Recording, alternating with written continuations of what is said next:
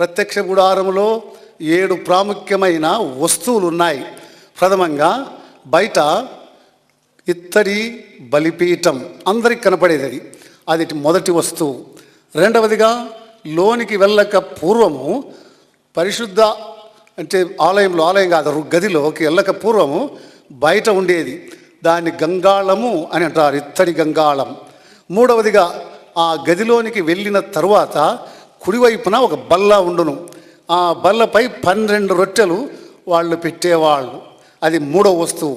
నాలుగవ వస్తువు ఈ ఎడమ వైపున ఉండేది, దాన్ని దీప వృక్షము అంటారు.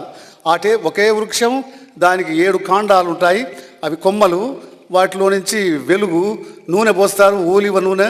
తర్వాత ఆ నూనెను బట్టి ఒత్తులు పెట్టి అది ప్రకాశమానంగా ఉండేట్లు చేస్తారు. అది నాలుగవది. మొదటిది బలిపీఠము, తరువాత గంగాళము, తరువాత బల్ల, తరువాత దీపవృక్షము. ఈ రెండిటికి మధ్య ధూపవేదిక అని ఒకటి ఉంది, బంగారంతో చేసింటారు. ఆ ధూపవేదికలో సాంబ్రాణి వేస్తారు.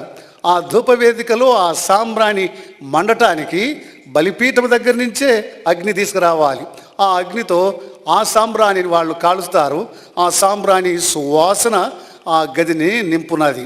ఆ తర్వాత లోపలికి వెళ్ళినప్పుడు అది అతి పరిశుద్ధ స్థలం అంటారు.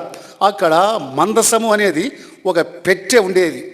ఆ పెట్టెలో విరిగిపోయిన రాతి పలకలు అంటే దేవుని పదాజ్ఞలు, తరువాత మన్నా అనే ఆహారము ఒక బంగారు పాత్రలో ఉండేది. దానిపైన ఒక కప్పు, ఒక కవరింగ్ ఉండేది. ఆ కవరింగ్ను కరుణాపీఠం అంటారు, అది 7వ వస్తువు. ఆ కరుణాపీఠముపై కెరూబులు అంటే వాటిని కాపాడువారు కరుణాపీఠాన్ని ఇట్లా చూస్తున్నట్లు వాళ్ళు పెట్టారు. ఇవి 7 వస్తువులు.